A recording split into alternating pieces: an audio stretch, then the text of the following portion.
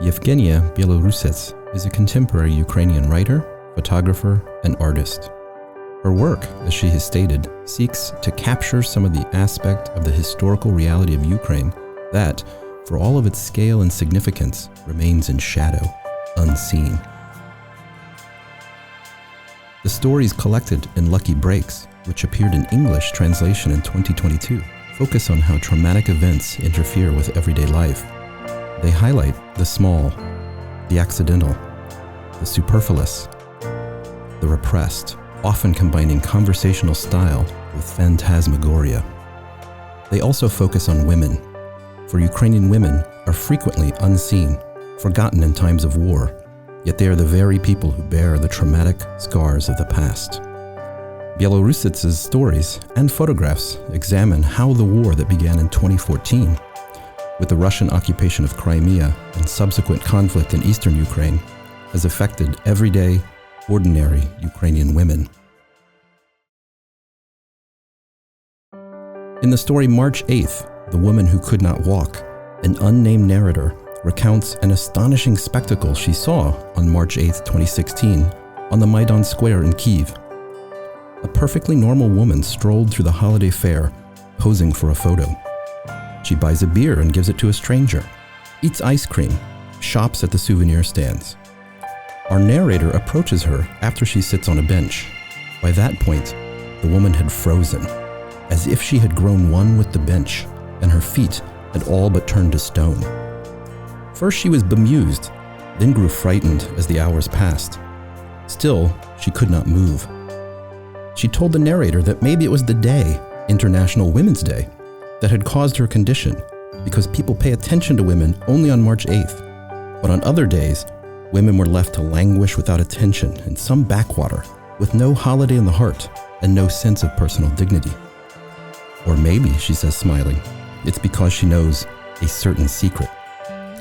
Because of the secret, she cannot walk and will become a living monument, soft, unstable, and wobbly. In the end, we don't know what happens to her.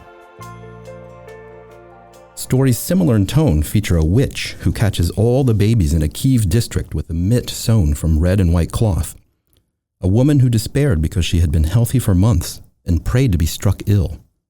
And a woman who may be 30, 40, or even 25, kind, witty, simple, who sews a nightshirt and leaves the needle in, causing a tear in the shirt and by her heart.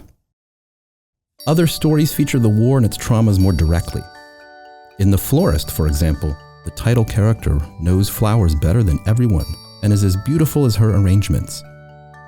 She was, as the story recounts, entirely unsuited for real life and only knows how to exist inside her store. She even works on Saturdays and Sundays. Then, in 2014, the year the war began, she disappeared.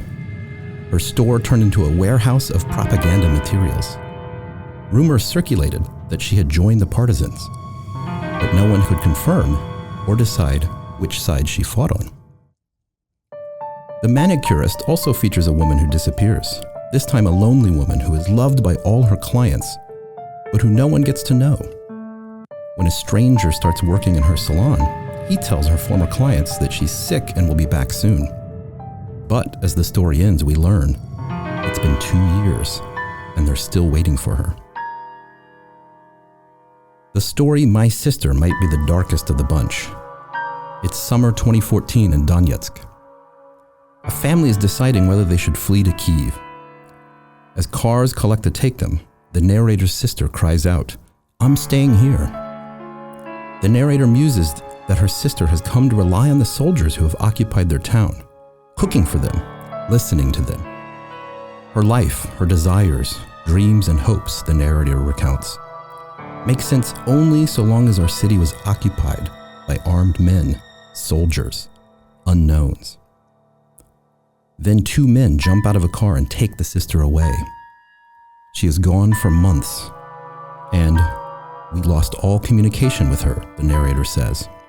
We silenced ourselves and never spoke of her. She returns, lives with the family again, works again. There's nothing more to tell, the narrator says, for she doesn't tell us anything, but we don't ask her anything either. The stories of Yevgenia Belorusets make the reader feel unease. They focus on oddities, strange occurrences, disappearances.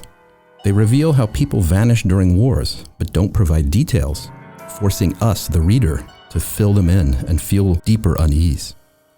They are funny, yet often filled with horror. As one critic has concluded, they're about refugees, the loss of place, how social networks can suffer, and how traumas too difficult to articulate affect all of us.